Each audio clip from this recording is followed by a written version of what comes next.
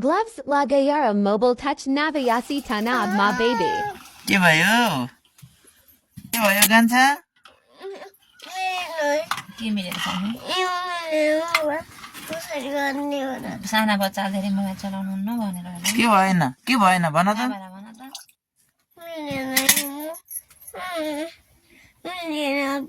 मिलेन टच भएन किन टच नभएको होला मलाई थाहै भएन किन होला टच नभएको किन होला मेसोको टच नभएको मोबाइल टचै भएन मोबाइल टचै भएन टच नभएको के अब के गर्ने